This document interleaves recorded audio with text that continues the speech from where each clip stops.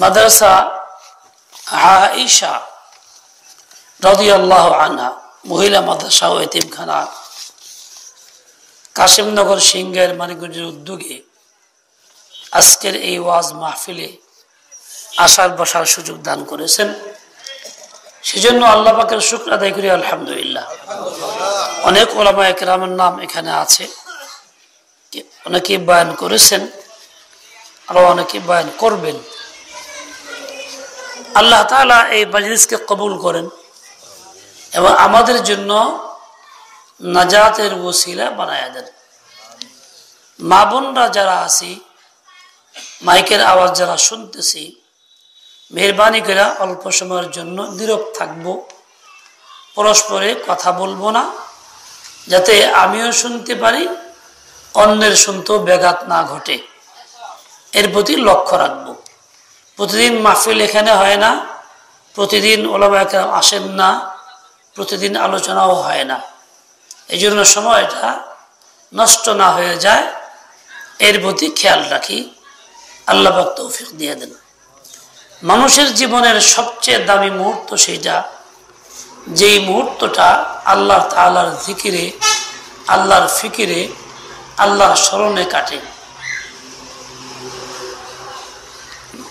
বিপরীতভাবে যেই মুহূর্তটা গাফলতের মধ্যে কাটে, যেই মুহূর্তে আল্লাহকে মনে করা না হয়, আল্লাহর ইয়াদ না থাকে, আল্লাহকে স্মরণ না করা হয়, সেটা সবচেয়ে নিকৃষ্ট মুহূর্ত। আমার আপনার জিন্দেগি আল্লাহ পাকের দান, যার লক্ষ্য ছিল বান্দেগি।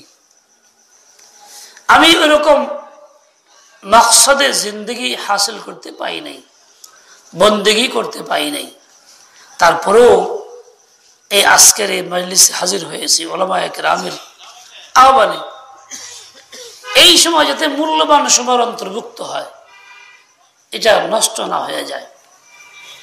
একজন বয়স্ক মানুষ, বয়স তার ৬০ কি তার ঊর্ধ্বে, দাড়ি পাকা, দিনদার মুসল্লি মানুষ রাস্তায় চলতেছে।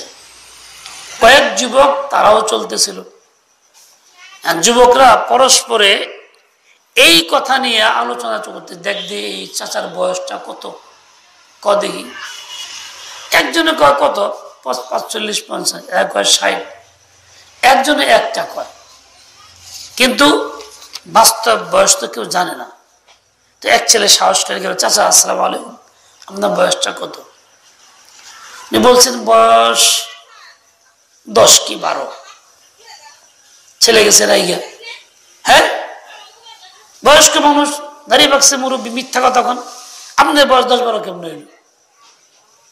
বাবা রে, তুমি যখন জিজ্ঞাসা করছো বয়সটা কত, আমি চিন্তা করলাম আমার জীবনের বেশিরভাগ সময় চলে গেছে গাফলতের মধ্যে, সময় নষ্ট করে ফেলছি, আল্লাহর ইবাদত করি নাই, বান্দি করি নাই। কাজেই ওই সময়টা একদম নষ্ট হয়ে গেছে।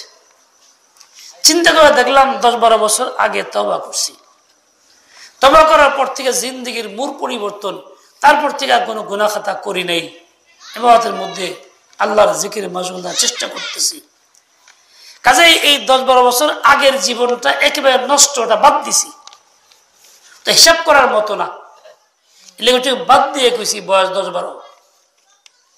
ও ভাই, আমি আপনি চিন্তা যদি করি, তাহলে ঠিক হিসাব করলে এইরকমই কিছু একটা হবে বা তার চেয়ে কম হবে।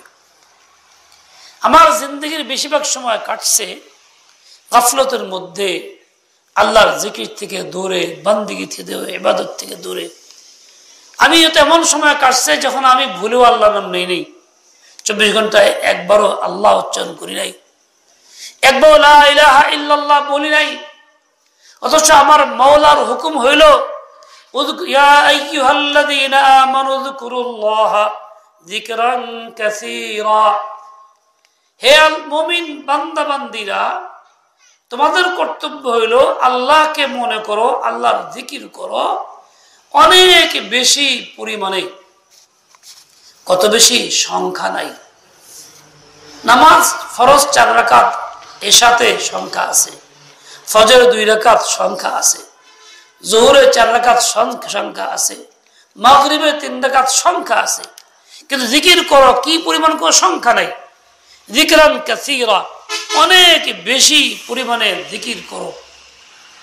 তার মানে যেই পরিমাণ জিকির আমি মনে করতেছি বেশি, তার চেয়ে অনেক বেশি করো। ওটাও আল্লাহর শানে কিছু না, ওটাও আল্লাহর শানে কিছু না। আল্লাহ পাক তো এখানে বেশি করতে বললেন, সেখানে আমি তো বেশি দূরের কথা, সামান্যও না, একদম 24 ঘন্টাই কাটে এরকম চলে যায় যখন আল্লাহর নাম একবারও মনে হয় না, লা ইলাহা ইল্লাল্লাহ একবারও বলি না, সুবহানাল্লাহ একবারও বলি না, আলহামদুলিল্লাহ একবারও বলি না, তেলাওয়াত তো বছরকে বছর করি না, কোরআনে পাক তো আমার খবর নাই, যে জীবনে শিখি নাই, 50, 60, 70 বছর গেল কোরআন শিখি নাই, তো কেমনে পড়বো, আল্লাহর নামটা কেমনে নিব? কাজেই যে সময়টা কাটছে গফলতের মধ্যে জিকির থেকে খালি, ওটা অত্যন্ত নিকৃষ্ট সময়, একদম বেকার সময়, বাতিল সময়, ওটা কোনো হিসাব করার মতো না। যে সময়টা কাটছে আল্লাহ জিকিরে ফিকিরে, ওটাই আসলে গ্রহণযোগ্য সময়, ওটাই হিসাব করার মতো। ওই সময়টাই আল্লাহ পাক কাজে লাগাবেন, ওইটার ওসিলাই নাজাত হবে। আমার ভাই, দুইটা জিন্দেগি আমাদের, হয় নেকির জিন্দেগি না বদির জিন্দেগি। আমি আল্লাহ পাকের বন্দেগি করব, জিকির করব, গুনাহ থেকে মুক্ত হব, তো আমার জিন্দেগি ভালো হবে, নেকির জিন্দেগি হবে। আর যদি আমি তা না করি, উল্টা বদির জিন্দেগি হবে। এখন এই নেকির জিন্দেগির ফল কি, বদির জিন্দেগির ফল কি, তালাশ করে দেখবো। দুইটা বিষয় কোরআনে পাকে স্পষ্ট আছে, হাদিসে তো আছেই। কোরআনে পাকে বলা হয়েছে মাইয়ামাল সুআই ইউজজা বিহি, সূরা নিসা 122 নম্বর আয়াতে, যে ব্যক্তি কোনো গুনাহ করে, অন্যায় করে, নাফরমানি করে, সেজন্য মনে করে পার পেয়ে গেছে, মানে ইউজজা বিহি, তার এই গুনাহের শাস্তি এবং তার যথাযথ বিনিময় তাকে দেওয়া হবে। যে পাপ করলো, গুনাহ করলো, সেই গুনাহের শাস্তি সে পাবে। এমন না যে ওটা বেকার গেছে, আল্লাহ রক্ষা করে নাই, রেকর্ড করে নাই, ফেরেশতারা রেকর্ড করে নাই, কেউ জানেই না, তাহলে বলে গুলে চলে যাবো, তা না। কবে সেটা দিবেন বিনিময়? আল্লাহ নগদ দুনিয়াতেই দিবেন, দুনিয়াতেই দিবেন। আখিরাত তো দিবেনই, মৃত্যুর পর তো চোখে দেখবেই, দুনিয়াতেও সে ভোগ করবে গুনাহের শাস্তি। মানে কিরকম? অনেক প্রকারের শাস্তি আছে, তার মধ্যে বড় একটা শাস্তি হইল এই, গুনাহগার ব্যক্তির জিন্দেগি বড় পরেশানির মধ্যে কাটে, বড় অস্থিরতার মধ্যে কাটে, দিলে কোনো চাইন থাকে না, কোনো সুকুন থাকে না, কোনো শান্তি থাকে না, একটা অস্থিরতা, কি যেন অভাব, কি যেন অভাব, চলতেই থাকে, চলতেই থাকে, চলতেই থাকে। যে কোনো কাজ করতে যায় কোনো শান্তি নেই, এমন খানা খাইতে গেলেও শান্তি নেই, কথা বললেও শান্তি নেই, ঘুমাইতে গেলেও শান্তি নেই। চেষ্টা করে বিছনায় যায়, চোখ বন্ধ করে ঘুমাসে না, সময় কাটে ঘন্টাকে ঘন্টা। অনেক যুবক বলে হুজুর শুয়ে থাকে কিন্তু ঘুমাসে না, 2টা 3টে বাজে যায়, এরপর শেষ রাতে ঘুম ধরে ফজর নামাজ পড়তে পারি না, ঘুম ভাঙ্গেই না। এই যে ঘুম আসে না, কেন আসে না? গুনাহের শাস্তি এটা, ওয়াবাল এটা। দেখেন আল্লাহ ঘুম দিছেন কি জন্য? আল্লাহ বলছেন ওয়াজআলনা নাওমাকুম সুবাতা, তোমাদের ঘুম দিছি আরামের জন্য, তোমাদের দেহের আরাম, মনের আরাম সবচেয়ে ঘুমের মধ্যে। 4 দিন ক্লান্ত পরিশ্রান্ত ছিল, ঘুমায় পড়লা, সকালে উঠলে একদম দিল ফ্রেশ, দেহটাও ফ্রেশ, সব ভালো লাগতেছে, নতুন উদ্যমে কাজ করতে পারতেছো। তাহলে এই যে অশান্তি, ঘুম আসতেছে না, কি জন্য? গুনাহের কারণে। আমি কোনো গুনাহে লিপ্ত আছি, যার জন্য আল্লাহ তাআলা আমার দিলের শান্তি নিয়ে গেছেন গা, এই জন্য ঘুম আসতেছে না। যেসব যুবকরা রাতভর মোবাইল টিপে 2-4 ঘন্টা পর্যন্ত, মোবাইল টিপার পরে দেখবে শুইলে আর ঘুম নাই, চোখ বন্ধ করে আর ঘুরপাক খায় গেলি, তামসা, মাথা গরম, পরে শেষ পর্যন্ত যা হবে ওই শেষ রাতে এক গুণা আরেক গুণাকে টানে। চোখ দিয়ে গুনাহ করছে, সময় নষ্ট করছে, আঙ্গুল দিয়ে গুনাহ করছে, সময় নষ্ট করছে, পয়সা ব্যয় করছে, গোনাহ করছে, সময় নষ্ট করছে, এই সবই করছে। এটার কারণে আরেকটা আবাল শুরু হয়েছে, এখন সে নামাজ থেকে বঞ্চিত। আল্লাহ তাআলার হুকুম মানতে পারলো না। রাতভর ঘুমানোর পরে যে আল্লাহ তাআলার ঘুমের ব্যবস্থা করলেন, শান্তির ব্যবস্থা করলেন, সে আল্লাহর শুকর আদায় করার জন্য নামাজ ছিল, তাও সে পড়তে পারলো না, সে বঞ্চিত হয়ে গেল। এভাবে তার জিন্দেগি কাটে, অশান্তি পরেশানি। উফ কিতনা হয় তারিক গুনাহগার কা আলম। একজন গুনাহগার ব্যক্তির জিন্দেগি কতই না অন্ধকারাচ্ছন্ন। দেখেন, টাকা পয়সা আছে, 4-5 তলা বিল্ডিং আছে, আরামের আসবাব আছে, এসি চলতেছে, ফ্যান চলতেছে, ঘরের ভিতরে মাছের কি জানি মিকুরিয়াম না ফিকুরিয়াম বানাইছে, মাছ সাঁতার কাটতেছে। আবার কত রকম তামসা জীবজন্তু রেখে দিছে, ফটো আছে, ঘরের ভিতরে কত রকম ফুলদানি টানি এবং কাঁচা গাছও রাখছে। কি জন্য? এই শ্বাস নিঃশ্বাস ভালো করবো, শান্তিতে ঘুমাইবো, আরাম পাইব। এসি ছেড়ে দিয়ে শুয়ে পড়ছে, ঘুম নাই। ট্যাবলেট খাওয়া লাগে, তাও ঘুমায় না, ট্যাবলেটও ফেল করে। এই লোকটার জিন্দেগি কত অশান্তির জিন্দেগি, কি যে পারি, সে রাত কাটে না। আর একা যদি হয়, ঘুম না আসে, তাহলে এই রাত কাটতেই চায় না। কিসের কারণে? গুনাহের কারণে, আল্লাহ পাকের নাফরমানের কারণে। এরকম 1-2-4 তো ঘটনা না, লক্ষ কোটি কোটি কোটি ঘটনা। খাইতে গেলে মজা লাগে না, ফেকাশে লাগে, পাইনসে লাগে, কেমন যাই লাগে, ভালো লাগে না, খসখসে লাগে, ঘাসের মতন লাগে, খাওয়া মজা লাগে না, কারোর সাথে কথা কইতে ভালো লাগে না, দিল্লির ভিতরে কি একটা যেন চাপ রয়ে গেছে, দেমাগ খিটখিটা হয়ে যায়, কথা বললে রাগিয়ে জায়গা ওঠে, মারে দেয় বকা, বাবারে দেয় বকা, এই পারম না ওই পারম না, দুজন লোকে চলে গন্ডগোল। বিবি থাকে, বিবির সাথে খুব লাগে, মনে হয় থাক তাহলে তুই জাগা তো কয়, আরেক সময় ডাইরেক্ট কয় তোর সংসার আমার দরকার নাই, তুই চলে যা। ওইসব মনে মনে কল্পনা থাকে, যাজ্ঞা নটা গেলেই বাসি। এই যে করলো, তোর দরকার নাই, তুই চলে যা, মনে কল্পনা আছে, গেলেই বাসি, যাওয়ার নিয়তি আছে বলে, এই লোকটার তালাক হয়ে গেল। এর দ্বারা কি হয়ে গেল? তালাক হয়ে গেল। পরক্ষণে একই নিয়ে থাকতেছে, রাগ কমছে বলে তালাক হয়ে থাকতেছে। কয়দিন পরে আবার লাগছে মারামারি, গন্ডগোল, আবার কয় তুই জাগা, আবার এই তালাক, আবার খাইতেছে। জীবন ভরা কতবার বললো, কতবার তালাক দিয়ে চলতেছে।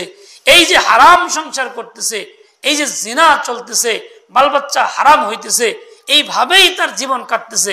এটা কি পরেশানি কম, অশান্তি কম, গজব কম? এতারা করা বিবি নিয়ে আসে, সে মনে করতে ভালো আছি, স্বামী স্ত্রী আছি, অথচ জেনা হইতেছে। এর কারণে আর অশান্তি বাড়তেছে, দুজনের সম্পর্ক নষ্ট হইতেছে। স্ত্রী চিন্তা করে কখন জানি ছেড়ে দেয়, আমি এর কাছে থাকুম না, রাস্তা তালাশ করি। মাসলা যায় না, কারণে মনে করে তালাক তো হয় নাই, আসি অন্তরী, সে অন্যদিকে রাস্তা খুঁজে। তার মানে কি? সে হারাম পথে যায়, অন্য সঙ্গে সম্পর্ক করে, তার দিল আর এখানে থাকে না। সম্পর্ক না করলেও, ব্যক্তি সৎ থাকলেও দিল এখানে থাকে না। কাজেই যার ঘরে থাকতেছে, তার ঘরে দিল নাই, দেহটা পড়ে রয়েছে কি মরার মতন, কোন রকম বেঁচে আছে। এরপর দিল থেকে তার কোনো খেদমত করে না, কোন রকম তার শান্তির ব্যবস্থাও করে না। ওই লোক খেলে জলে আর জলে, জলে আর জলে। এটা কি আযাব কম? কি কারণে? গুনাহের কারণে। ওই তালাক দিয়ে রাখছে, শাস্তি তার চলতেছে। এই যে কিয়ামতের আগে স্বামী স্ত্রী জিনা হবে, হাদিসের মধ্যে আসছে। স্বামী জিনা কেমনে হয়? স্বামী স্ত্রী তো হালাল হওয়ার কথা, এই যে এইভাবে হয়। প্রকাশ্যে 3 তালাক দিয়া এরপরে কয়েকদিন পরে নিয়ে থাকতেছে, বাচ্চা আছে, কত অসুবিধা, কি করি, কই যাই। স্ত্রী চিন্তা করে, বাপ মানাই, আসলে নিমো কোথায় থাকি, আর কি পয়সা বেলা থাকি, আর কি থাকতেছে। দুইজনই শোয়ার নেই, কর্তার জীবন, জিনা হইতেছে, বাচ্চা কাচ্চা হারাম হইতেছে। এক মহিলা জিজ্ঞাসা করে আমার যে হুজুর, আমার 4টা বাচ্চা, আমার স্বামী আমার ডেইলি দিনই বেলা রাগারাগি করে মাইট দেয়, তালাক দিয়ে দেয়, ডেইলি তালাক দেয়, রাত্রে বেলা আবার কাছে টানে, বলে তুমি তালাক দিছ? দূর, তালাক দিছে কিছু, আমি কইছি। এইভাবে 1-2 দিন নয়, বছরকে বছর। এদের জীবনটা কিসের জীবন? নাম তো মুসলমান, কাজে বেলা কুফর, হারামকে হালাল মনে করে থাকতেছে। সেটা বিদ্রুপ করতেছে, আল্লাহ একটা হুকুম নিয়ে ঠাট্টা করতেছে, খবর থাকতেছে না। মহিলা ওইভাবে রয়ে গেছে গা। দুইজনের জিন্দগি কিরকম জিন্দগি, আল্লাহর কাছে কি দিয়ে মুখ দেখাবো এই অবস্থা হইলে? এমনকি ইমানও খতম হয়ে গেছে। ইমান যখন খতম হয়ে যায় তো স্ত্রী এমনি তালাক হয়ে যায়। স্বামীর কারণে হোক কিংবা স্ত্রীর কারণে হোক, ইমান যদি নষ্ট হয়ে যায় তাহলে এমনি তালাক হয়ে যায়। হিজবুত তাওহীদের দলভুক্ত কি হয়ে গেল, ইমান এমনি নষ্ট, শেষ। তালাক হইতে সময় লাগে না। কাদেরই পছন্দ করলো, ওই মত অবলম্বী হয়ে গেল, তালাক এমনি হয়ে গেল। খ্রিস্টানি মত পছন্দ করলো, তালাক এমনি হয়ে গেল। ইহুদি হয়ে গেল গা, তালাক এমনি হয়ে গেল। হিন্দু হয়ে গেল গা, তালাক এমনি হয়ে গেল। আরে আজকাল তো তালাককে বিয়েই তো সহি না, অমুসলিম আর মুসলিম বিয়ে করতেছে। হিন্দু ছেলে পুরুষ, মেয়ে হলো মুসলমান কিংবা বিপরীত, যার যার ধর্মে আছে বিয়ে করতেছে। নাম দিছে বিয়া, আসলে কি বিয়া? ইসলামকে যে গ্রহণ করে, সমর্থন করে, মুসলিম অমুসলিম বিয়ে কখনো হয় না। তো চলতেছে, মানে প্রকাশ্যে সরকারি সার্টিফিকেট নিয়ে এসে হারাম করতেছে, জিনা করতেছে। সেগুলো বড় ব্যবসা। এভাবে জিন্দেগি বরবাদ হইতেছে নারী পুরুষের। এই যে আজকে মহিলা মাদ্রাসা আয়েশা রাদিয়াল্লাহু নামে মেয়েদেরকে দ্বীনি ইলম শিক্ষা দেওয়া হইতেছে। এখানে দ্বীনি ইলম শিক্ষা যদি সত্যিকারের মেয়েরা করতে পারে তাহলে এই ধরনের ক্ষেত্রে বুঝবে যে আমার ঘটনাটা কি হলো, ফয়সালা কি করা উচিত, তো সিদ্ধান্ত নিতে পারবে, হালাল করতে পারবে, হারাম থেকে বাঁচতে পারবে, জাহান্নাম থেকে বাঁচাইতে পারবে। তাকে এই শিক্ষা কেন্দ্রে দেওয়া আমার আপনার জন্য কতটা জরুরি চিন্তা করে দেখি। আর তা যদি না হয় তাহলে ওই গু গোবর মিলা থাকতেছে, চলতেছে, যেরকম হওয়ার সেরকম হইতেছে। আমার ভাই, তো মাইয়ামাল সুআই ইউজযা বিহি, যে কোনো বুরা কাজ করে, অন্যায় কাজ করে, তার এই অন্যায় কাজের সাজা তাকে দেওয়া হবে দুনিয়াতেই। কাজে একটা শাস্তি হলেই মনের সুকুন নাই, শান্তি নাই, অশান্তি আর অশান্তি, দিমাগে পরেশানি, সকল কাজের মধ্যেই পরেশানি। ঠিক তেমনি কোনো কাজে বরকত থাকে না, সব জায়গায় তঙ্গি সংকীর্ণতা, টাকা কামায় বিস্তর, কিন্তু মাস শেষে এই ঋণ সেই ঋণ, এই অসুবিধা ওই অসুবিধা। কেন? গুনাহের কারণে। গুনাহ করতেছে, ওই টাকা দিয়ে অপচয় করতেছে, হারাম পথে ব্যয় করতেছে, ওই টাকা দিয়ে যাকাত দিচ্ছে না, আল্লাহর রাস্তা খরচ করতেছে না, উল্টা গানে ব্যয় করতেছে, টিভিতে ব্যয় করতেছে, মোবাইলের নেটে ব্যয় করতেছে। ও টাকা ব্যবহার, টাকা বেশি পাওয়া গেল, তাসে বসে গেছে। কয়েকদিন আগে বিবির একজন জানাইছে, এক মহিলা বিপদে আছে, বলে কেন? টাকা কিছু পাইছিল বাচ্চার বাপে, কিন্তু এটা সব তাস খেলে আছে, খুব বিপদে আছে, না খায় টাকা লাগে। তার মানে কি? হালাল করলো না হারাম করলো? কামাইছিল হালাল তরিকায়, হারাম জায়গায় ব্যয় কইরা, গুনাহ কইরা, তো নিজে বরবাদ হইলো, সংসারে বরবাদ, না খায় পড়তেছে, এম দাঁড়ে দাঁড়ে ঘুরে। অশান্তি তো হবেই, চলতেই থাকবে।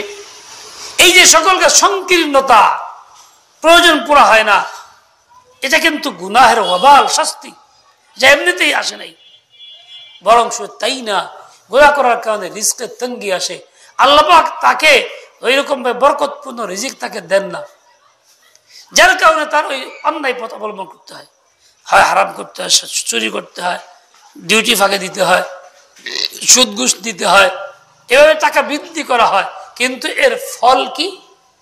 এর ফল শুধু আযাব আর আযাব, অশান্তি আর অশান্তি, অশান্তি আর অশান্তি। বড়দের রোগ হয়ে গেছে গা, ব্লাড ক্যান্সার কিংবা আরো অন্য কিছু। এখন তার টাকা কামাই করতেছে, হারাম থেকে কামাই করলো, ওই টাকা দিয়ে সে ওই খারাপ ব্যয় করতেছে, ওইটা আর কুল কিনার নাই, টাকা তার চেয়ে অনেক বেশি যাইতেছে। আর যদি হালাল কামাই করে গুনাহ থেকে বাঁচে, কামাই তার কম, কিন্তু এতেই তার চলে যাচ্ছে, আল্লাহ পাক বরকত দিচ্ছেন, এর মধ্যে ঠেকতেছে না, অভাবের মধ্যে পড়তেছে না, এরকম বাড়তি খরচ করার প্রয়োজনও পড়তেছে না। ওটা আল্লাহ পাকের নিজাম, আল্লাহ ওইরকমই করবেন। তো অশান্তি এটা কাটে না, কিসের কারণে? গুনাহের কারণে। একজন আমেরিকা থেকে আমার এক বন্ধু মাওলানা বিনয়ামিন ফরহাদ, উনি বলে যে আমেরিকায় গেছি, বাংলাদেশের এক সাথী আমাদের, সে বলতেছে আমেরিকায় থাকি, এত উত্তম খানা, এত ব্যবস্থাপনা, সবকিছু, কিন্তু যা কিছু খাই মনে হয় ঘাসের মতো লাগে, এত কোরমা পোলাও বিরিয়ানি, কিন্তু মজা লাগে না। মজা কেন আসবে? মজা দেওয়ার মালিক কে? এই জিহ্বাকে বানাইছেন কে? তো এর মধ্যে মজা তো আল্লাহ দিবেন। আমি তো মজার কাম করি না, সাজার কাম করছি। মজা লাগবে কেন? দেখেন হযরত মাওলানা আল্লাহ শাইখ আব্দুল গনি ফুলপুর রহমতুল্লাহ আলাইহি নাস্তা খাইতেছেন, রুটি আর ডাল। সাধারণত আমাদের আজকাল তো অনেকে হোটেলে খাওয়া অভ্যস্ত, এই কি রুটি জানি কয়, তন্দুর রুটি বা রুটি আর কিছু বুটের ডাল চাল খায়, অনেকে আছে এরকম। তারা খায় কিন্তু স্বাদে মজা, কিনলে গা বাড়িতে ভাত খাওয়ান লাগে, এটা নতুন কিছু খাইলাম, কিন্তু এর জন্য তার শুকর নাই, দিল থেকে সে গ্রহণ করতেছে না, এটা সামাজিকতা বা এটা রসম চলতেছে। আর উনি খাইতেন চাকনি রুটি আর এরকম ডাল, প্রতিদিন এরকম খানা, কিন্তু খাইছেন যেভাবে মনে হয় খুব কুরমা বিলাও খাইলেন, খুব মজা, চেহারার মধ্যে হাসি খুশি এবং খুব ঝুমতেছে। আর কি আলহামদুলিল্লাহ আলহামদুলিল্লাহ, কি মজা খানা খাইলাম। হযরত হাকিম রহমতুল্লাহ আলাইহি, আমাদের শেখ করাচি হাকিম আখতার রহমতুল্লাহ বলতেন, হযরত ডাল রুটি তো খাইলেন, এটা এত কি মজা হইল? কি বললেন? ও মিয়া বলো, বাংলা বলতেছি, মিয়া বলো, যদি মজনু প্রেমিককে তার প্রেমিকা লাইলা নিজ হাতে খাওয়ায়, তাতে মজা আসবে কি আসবে না? লাগবে কি লাগবে না? খাবার যাই হোক, হাত টাকার, প্রেমিকার হাতে খারাপ পাইতেছি, যারা পাওয়া দুষ্কর, তাহলে সে পান্তা ভাত খাইলেও মজা লাগবে, পোড়া রুটি খাইলেও মজা লাগবে। তুমি কি মনে করো আমার মাওলা কি লাইলার চাইতে কম? আমার মাওলা আমার কুদরতি খানা খাওয়াইতেছে, কাজে এটা আমার কাছে মজা কেন লাগবে না? কে মাওলা লাইলা সে কম হ্যাঁ? বাস আল্লাহ শুকর আদায় করতেছে, এটা এত মজা কেন লাগতেছে? আমি তো ডাল রুটি খাই, অত মজা তো আমার কাছে লাগে না, আমি আনন্দ করতে পারি না, চেহারা ফুটে ওঠে না, আলহামদুলিল্লাহ দিল থেকে ভরে বলতে পারতেছি না, মনেই আসে না আলহামদুলিল্লাহ বলতে পারতেছি না। যা চা খায় হোটেলের মধ্যে দেখি, চার অভ্যাস যাদের নেশা হয়ে গেছে, বেশিরভাগ হোটেলে বসে থাকে, গল্প করে চা খাইতেছে, তো কি করে? চা খাইতে গিয়া অতি গরম খায়, ফুফারে আর খায়, বেশি গরম না হলে বলে মজা লাগে না, চা বলে ফুটে না। হ্যাঁ, বাবাদের ধরে খায়, বাবাতে খাওয়া কি সুন্নত? বলেন, বাবাতে খাওয়া খেলাফে সুন্নত। শয়তান বাম হাতে খায়, হাদিসের মধ্যে আসছে, শয়তান বাম হাতে খায়, কাজে বাম হাতে খাইতেছে, আরেক অন্যায় করতেছে, গরম রাখাইতেছে, ফুফারে আরেকটা অন্যায় করতেছে, গরম খাওয়া নিষেধ, ফু দেওয়া নিষেধ। তৃতীয়, সে যখন খায় তো এগুলি এই কাপের মধ্যে কিছু থুয়ে দেয়, 3 ভাগের 1 ভাগ কাপে থুয়ে আসে, এটা হলো ফ্যাশন, ভদ্রতা। যেটা রাখলো তার মধ্যে আল্লাহর পদ্ধতি, পানি আছে না, চিনি আছে না, চা আছে না, লিগার আছে না, দুধের অংশ আছে না, আল্লাহ পাকের নিয়ামতগুলো সে ফেলে দিতেছে, এগুলি তো নিয়ে দেখকে ফেলে দেয়, বলে অল্প একটু ফেলাইছে তো কি হয়েছে? আপনি ফেলাইছেন অল্প একটু কাপের মধ্যে, আপনার মতো যদি 1 কোটি লোক ফালায়, তাহলে সবগুলি মিলাইলে কতটুকু হইব? চিনি কি পরিমাণ হবে তার মধ্যে, পানি কত পরিমাণ তার মধ্যে গেল?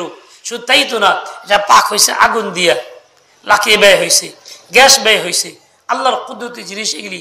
শুধু তাই না, এগুলি ফুটছে এমনি না, ফেরেশতার মেহনত তার মধ্যে আছে। তো আল্লাহর সব রকম নিজাম তুমি ভোগ করতেছ, এরপরে তুমি ফেলে দিলা, মনে করো একটু ফেলাইলাম, একটু ফেলাইলে না, ফেলা তো অনেক, তুমি আজকে একটু ফেলাইছো, কালকে একটু ফেলাইছো, তোমার 7 বছরের জিন্দেগি প্রতিদিন ফেলা থাকলে কয় টন পানি তুমি ফেলাইছো, কত মন চিনি তুমি ফেলাই দিছো, কত কেজি তুমি চাল লিগার ফেলাইছো, কত দুধ তুমি ফেলাইছো, হিসাব আছে? এসব কিয়ামতের ময়দানে হিসাব আসবে। ওই যে ওইটুক ফেলাইছে, ওটা একটা গুনাহ, ওর জন্য শাস্তি, ওর জন্য রিজিক মিলে না। শুধু তাই না, ওই চাটুক ফেলাই দিতেছি, হ্যাঁ পরে আবার খাইতেছি, যখন খাওয়ার পরে তো আলহামদুলিল্লাহ বলি না, তৃপ্তি তো আসে নাই। বেশিরভাগ লোক চা যারা পান করে আলহামদুলিল্লাহ বলে, শুনছেন কেউ? খাওয়ার সাথে বিসমিল্লাহ বলে? তাও বলে না, বিসমিল্লাহ আল্লাহর নাম নিয়েও খায় না, শেষে আল্লাহ শুকর আদায় করে না, বাম হাতে খায়, ফুফারা ফুফারা খায়, এই সব কিছু উল্টা করে, কিছু এই খাতে হারাম করে, এই কাজ 5-6টা ভুল করতেই থাকে। কিন্তু এগুলি কি গুনাহ? কি গুনাহ না? এই যে গুনাহগুলি করতেছে, সে ভাবতেছে আমি তো গুনাহ করতেছি না, আমি নামাজ পড়ি, মসজিদে যাই, বাইরে বসি, তাবলীগে যাই, আল্লাহর সোহবতে যাই, কই মাদ্রাসার সম্পর্ক আছে, আমি তো ভালোই আছি। কিন্তু চিন্তা করে দেখি কিরকম ভালো আছি। আল্লাহর দরবারে যখন যাব, আল্লাহ যখন সব তুলে ধরবেন, তখন কিন্তু নিজে ভালো আর সামনে থাকবে না। হাদিসে পাকে আসছে, এক বান্দা এরকম হবে, আল্লাহ তাকে ডাকবেন কিয়ামতের ময়দানে, এই বান্দা তুই গুনাহ করছস? করছি। গুনাহ করছো? বলে করছি। তা আল্লাহ পাক তার আমলনামা পেশ করবেন, দেখাবেন অনেক গুনাহ, যেগুলি সে গুনাহ মনে করে না তাও আছে, অনেক গুনাহ। এখন এই লোকটা ভয়ে ভীত, যাওয়ার কিনা জানি কি অবস্থা হয়, আল্লাহর দরবারে কি জবাবটা দিব। কিন্তু আল্লাহর উদ্দেশ্য ছিল তাকে দয়া করা, গুনাহ সব দেখাইয়া হাকিকত সামনে আইনা তাকে আল্লাহ বলতে, তুই এই অপরাধ করছস, তুই শাস্তির যোগ্য অপরাধী, যা আমি দয়া খাস করলাম, তোরা ছেড়ে দিলাম জায়গা। এক বান্দার জন্য এই একটা ঘটনা আছে। মনে করেন না যে তাহলে আমগো আল্লাহ এরকম পার করে দেবো আর চিন্তা নাই, তা কিন্তু না। সবার লেগে কিন্তু এই নীতি না। যেমন এখানে আচ্ছা তো পার হয়ে গেছে, বেশ মোটামুটি ভালো হয়েছে। আরেকজন আছে এরকম, তার গুনাহ আছে, তো আল্লাহ তাআলা কিছু গুনাহ দেখা বলে দেখছে, এই গুনাহ তুই করছিস না? বলে আল্লাহ করছি তো। আজ যা, তোর নিয়ত ভালো আছে, তোবা করে আইছিলি, আচ্ছা এক কাম কর, যা তোর এই গুনাহগুলি বললাম নাকি দিয়ে দিলাম। তোর কয় কি, আল্লাহ আমার যা অনেক বেশি গুনাহ আসলে বড় বড় হেডি খুব, তারপর নাকি পাওয়ার লেগে এই কথা কইব। আল্লাহ তোর হাসবেন, যে বান্দা কষ কিনে একটু আগে যে অবস্থা ছিল এখন কি অবস্থা দেখেন। এটা কিন্তু এক ব্যক্তির অবস্থা, এটা কিন্তু এক ব্যক্তির অবস্থা, যে কিন্তু নীতিমালা না ব্যক্তির এরকম করবো, ওটা আল্লাহ তাআলা খাস ফজল দয়া এক একজনের সাথে হবে। এছাড়া কানুন তো এটা সবাইকেই গুনাহের শাস্তি দেওয়া হবে। গুনাহ করবা আর পার পেয়ে যাবে, হইতে পারে না, শাস্তি আল্লাহ দিবেনি। তো শাস্তির একটা কি, এক নম্বর শাস্তি হলো পারেশানি, এটা কাটবে না কখনো, মৃত্যু পর্যন্ত চলতেই থাকবে। দেখেন না, বৃদ্ধ মানুষ সারা জিন্দিগি যেমনি করছে, বুড়া অবস্থায় খালি অশান্তি, কেউ দেখা পারে না, ঘরে বিপদ দেখতে পারে না, সবার লোকে অমিল। শেষে অনেকে বিরক্ত, কি করবো, শ্রাদ্ধ অনেকে বলে থাকে, কেউ বিরক্ত করে যাক গিয়া শেষ পর্যন্ত কাম করি চিল্লা দিয়ে আহিগা, বুড়ি খেট খেটে ভালো লাগে না, আসার বাড়িতে শান্তি নাই, কি করব, শান্তি নাই কিল্লিগা। সে ব্যক্তিকে খাওয়াইছে, পড়াইছে, সংসার করছে, মেহনত করছে, শান্তি উঠতে গেল কে, বলে শান্তির জায়গায় তুমি থাকো নাই, তুমি যে আল্লাহর হুকুম মানো নাই, নাফরমানি করছো, এই জন্য আল্লাহ শান্তি উঠাই দিছে। তুমি জোর করে ভেবে কোন থেকে বলেন তো, শান্তি কি মানুষ বানাইতে পারে? শান্তি বানায় কে? শান্তি মাখলুক সৃষ্টি করছেন, শান্তি কে? আল্লাহ সৃষ্টি করছেন। শান্তি আসে কোথায়? মাথার উপরে, হাতের নখের মাথা, না পায়ের তলায়? আসে কোথায়? দিলের ভিতরে। দিল বানাইছে কে? আল্লাহ বানাইছে। শান্তি বানাইছে আল্লাহ, দিল বানাইছে আল্লাহ। তো আল্লাহর তৈরি শান্তি, আল্লাহর তৈরি দিলে কখন আসবে? যদি আল্লাহ রাজি থাকে তবে আসবে। রাজি না থাকলে, আল্লাহ যদি নারাজ থাকে, তাহলে ওই আল্লাহর তৈরি শান্তি আর আল্লাহর তৈরি দিলে আসবে না, দূরে থাক, দূরে রেখে দিব। এই যে শান্তি পাওয়া যাবে না। দ্বিতীয় হলো যে সংকীর্ণতা। তৃতীয় হইল এই, দেখ লম্বা কথা না, যেহেতু এসে গেছেন, বয়ান করবেন, আল্লাহ খুব খুব কবুল করেন। তো আমি আর বাড়তেছি না। পরবর্তী আয়াত যেটা আছে সবার জন্য উসুল, ومن يعمل صالحا من ذكر أو أنثى وهو مؤمن فأولئك يدخلون الجنة ولا يظلمون نقيرا। আল্লাহ বলছেন যে পুরুষ নারী ইমানের হালাতে আছে, ইমান নিয়ে আছে, এই ইমান অবস্থায় সে যদি নেক আমল করে, তাহলে আল্লাহ পাক এমন কদর করবেন, উভয়কেই আল্লাহ জান্নাতে দিবেন। পুরুষও জান্নাতি হবে, নারীও জান্নাতি হবে, এবং তাদের প্রতি কোন রকম অবিচার করা হবে না। এমন না যে কাজ করছিল ভালো আর দুই চারটা বাদ দিয়ে আল্লাহ দেয়াছে তোর আমল নামা খালি নাই, এমন হবে না। কাজ করছে ভালো, আল্লাহকে রাজি করার কাজ করছে, আল্লাহ কবে না তুই জাহান্নামে যা, এরকম জুলুম আল্লাহ করবেন না। বরং সে পুঙ্খানুপুঙ্খানু যা করছিল, ছোট্ট থেকে ছোট্ট, বড় থেকে বড়, সবই তার আমল নামায় থাকবে। ওই সবগুলি আল্লাহ তাআলা পেশ করবেন, আল্লাহ দয়া করে তাকে ছাড় দিয়ে দিবেন। আজকাল কিছু খ্রিস্টান ইহুদিরা আপত্তি করে, ওদের তৈরি বিভিন্ন সংস্থা আপত্তি করে, ইসলাম নারী করে মর্যাদা নাই। হিন্দু লেখকরা লিখে নারী করে মর্যাদা নাই। এরা বেওকুফ, ইসলাম চিনেই না, জানেই না। কোরআন একটা পুরো আল্লাহ কিরম মর্যাদা সূরা নিসার মধ্যে বলে, পুরুষ নারী যেই নেক আমল করবে তারা জান্নাতে যাবে। এমন না তো যে শুধু পুরুষের মর্যাদা বেশি, নারীর মর্যাদা নাই। নেক কাম করে পুরুষ জান্নাতে যাইব, নারীরা খালি জাহান্নামে যাইব। তা তো না, উভয়ের জন্য এক নীতি। মর্যাদা হইল না কেমনি? বলে দুনিয়াতে তো কম না। দেখেন না, কোরআনে সূরাতুন নিসা আছে, যারা পড়েন, নিসা মানে মহিলাগণ, কিন্তু সূরাতুর রিজাল একটাও নাই। পুরুষের নামে কোনো সূরা নাই। মহিলাদের সম্মান কতটা, তাদের মর্যাদা কতটা দিছেন আল্লাহ। আল্লাহ কালাম কোরআনের মধ্যে তাদের নামে সূরাই নাম রেখে দিছে। ভালো নাম আসলে কি আর রাখে? মর্যাদা নাই কেমন হইল? কিরকম মর্যাদা? কত মর্যাদা নারীদের? বলে নারীদের কোনো কাম নাই, রাজকীয় হলে থাকবো, খাইবার, ঘুম পারবো, সব কাজ পুরুষের। রান্না করা পুরুষের দায়িত্ব, বাজার করা পুরুষের দায়িত্ব, আয় রোজগার পুরুষের দায়িত্ব, বাচ্চা মারা পুরুষের দায়িত্ব, দুধ খাওয়া পুরুষের দায়িত্ব। মহিলা দুধ না খাওয়া থেকে জোর করে দুধ খাওয়ান যাবো না, খানা পাকা এসে দিবে না। আমাদের দেশের মা বোনরা আমাদের মধ্যে ইহসান করে, তাদের দায়িত্ব এটা না, তারা করতেছে ইহসান। আর আমি এটাকে নিজের জন্য একটা কায়দা বুঝছি, সুযোগ বানাইছি, বাহানা বানাইছি। এটা না করার কারণে অপরাধী, তাকে জুলুম করি, নির্যাতন করি, গালিগালাজ করি, হজ করি, উমরা করি, মসজিদে যাই, প্রথম কাতারের মুসল্লি, বউরে গালাগালি, মাইট দৌড়, ছেলের বউরতে মাইটটা বের করে দিই, তার বদনাম দুর্নাম করি, কাজের বান্দি বানায় ফেলাইছি, এই কাম করে না কেন, ওই কাম করে না কেন, তুমি কি লাচ্ছা হয়ে আইসো নাকি, এসব কথা বলতে থাকি, জুলুম করতেই থাকি। আর এরা খুব বিপদগ্রস্ত, চোখে পানি ফালায়, হাত ছাড়ে। তো তুমি তারে এরকম জুলুম করলা, শান্তি কি এমনি পাইবা? তোমার উমরা করলেই কি, আর হজ করলেই কি, পয়সা হইলেই কি, আর গরিব হইলেই কি, শান্তি এমনি আসবে না। আল্লাহকে আর কদর করছেন, শর্ত হলে ঈমান বলা হইতে হবে। ঈমান, এই যে হালাল দিয়ে হারাম মনে করো, হারাম দিয়ে হালাল মনে করো, তালাক দিয়ে হালাল মনে করে থাকতেছো, ঈমান তো গেছে গা। উমরা করলে কি, আর হজ করলে কি? কাজে তোমার যেমন ইলম শেখা জরুরি, ঈমান রক্ষা করা জরুরি। মনে রাখবেন, ঈমান আনা যেমন ফরজ, ঈমান রক্ষা করা তেমনি ফরজ। বলেন, ঈমান আনা যেমন ফরজ, ঈমান রক্ষা করা তেমনি ফরজ। কাজেই এমন পরিবেশে আমাকে চলতে হবে যে পরিবেশে ঈমান রক্ষা হয়।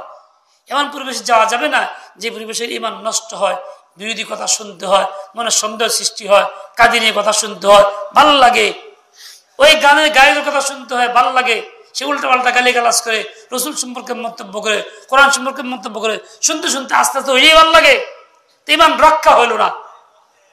আমাকে এই পরিবেশ থেকে উঠে পড়তে হবে, দূরে থাকতে হবে।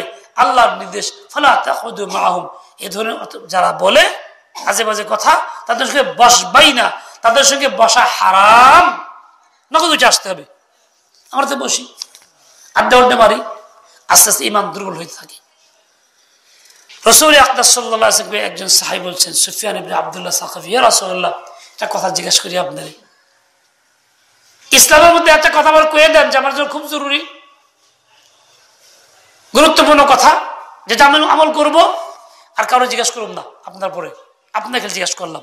বলে, এক কাম করো, কুল আমানতু বিল্লাহ সুম্মা ইসতাকিম, তুই বলো আমি আল্লাহর প্রতি ঈমান আনছি, আমানতু বিল্লাহ স্বীকার করো, ঈমান গ্রহণ করো, এবারে অটল থাকো, অটল থাকো।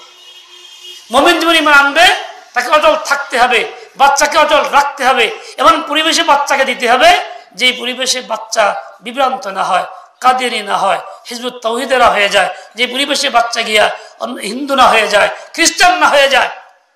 বলেন, আমার সাথে বলেন, শেষ নবী মুহাম্মদ। জুড়ে কোন ভয় পান কে? ঈমান নাই এই কথার প্রতি? শেষ নবী মুহাম্মদ, ঈসা নবী উম্মত। আসবেন ঈসা নবী, নবী হয়ে না উম্মত হইয়া, আমাদের নবীর উম্মত হয়ে আসবেন। ছিলেন নবী, মর্যাদা ঠিকই আছে, নবী হওয়ার পর উম্মত হওয়া যায়। নতুন কোন নবী নাই, বলেন, সংসদেও আইন চাই। শেষ নবী মুহাম্মদ, ঈসা নবী উম্মত। ঈসার দাওয়াত দিব, আপনি দেখছেন, আমরা ভুল কথা কই না, কোরআনে আছে ঈসার কথা, আর নবীকে মানি, উনি তো নবী। এই কথা দাওয়াত দিব আপনারে, জবাব দিতে পারবেন না। আপনি কইবেন নবী তো বুঝলাম, কিন্তু এখন নবী না, আসবেন কি হিসাবে? উম্মত হিসাবে। নবুয়তের কাম শেষ হয়ে গেছে, ওনার যতটুকু ওইটা শেষ হয়ে গেছে। ঈসা নবী উম্মত, নতুন কোন নবী নাই, সংসদ। এটা আমার ঈমান রাখতে হবে। হ্যাঁ আমার ভাই, এরকম ভাবে ইমান রক্ষার জন্য শর্ত হলো গুনাহে কবিরার থেকে বাঁচা। বাচ্চাকে এমন পরিবেশে দেওয়া যেখানে বাচ্চা গুনাহ থেকে বাঁচতে পারে। আমরা আজকে খুব পড়াই বাচ্চা গো, স্কুলে কলেজে অমুক জায়গা তমুক জায়গা, ইংলিশ মিডিয়াম, টাকা পয়সা খরচ করি, সেখানে গিয়ে বাচ্চা হইলে পরে ঠিকই লগে লগে বেঈমান কাফের হয়, সে কমিউনিস্ট হয়, আল্লাহকে অস্বীকার করে, নামাজকে অস্বীকার করে, আপনার বাড়িতে খায় ঠিকই কিন্তু আপনার বিরুদ্ধে চলে। বলে এখানে তুমি কি করছো? আদর করে পড়াইছো, ইমান রক্ষার চেষ্টা করাই, তুমি দায়ী ছেলেকে ধ্বংস করার জন্য। এই জন্য সুম্মাস্তাকিম, অটল থাকার জন্য তুমি কাজটা করো। পৃথিবীতে, সারা পৃথিবীতে আছে, বাংলাদেশে আমাদের হাতের কাছে সবচেয়ে বেশি আছে দ্বীনি মাদারিসগুলি, মেয়েদের হোক আর ছেলেদের হোক। এই মাদ্রাসাগুলি একমাত্র ইমান রক্ষা করার ব্যবস্থা করে, ইমান রক্ষা কেন্দ্র। এমন একটা পরিবেশ এখানে আছে যেখানে গেলে বাচ্চা পড়াশোনার সাথে ইমান রক্ষা হবে। বুদ্ধিমান তারা যারা সন্তানকে মাদারিসের মধ্যে পড়তে দেয়। এখানে দুনিয়ার শিক্ষাও আছে, দিনের শিক্ষা তো ওখানেই আছে। বাচ্চা ইমানদার হবে, রক্ষা করতে পারবে। আল্লাহ পাক রব্বুল আলামিন আমাকে আপনাকে সবাইকে সহি বুঝ দিয়ে দেন, হিম্মত আয় তৌফিক দিয়ে দেন। বলেন কবিরা গুনার সমাবেশ, যদি কর কবিরা গুনার সমাবেশ, কবিরা গুনার সমাবেশ, ইমান আমল করবে শেষ। কবিরা গুনার সমাবেশ, ইমান আমল মনের শান্তি করবে শেষ। ঠিক আছে? সুবহানাকাল্লাহুম্মা ওয়া বিহামদিক, আশহাদু আল্লা ইলাহা ইল্লা আনতা, আস্তাগফিরুকা ওয়া আতুবু ইলাইক। আসসালামু আলাইকুম।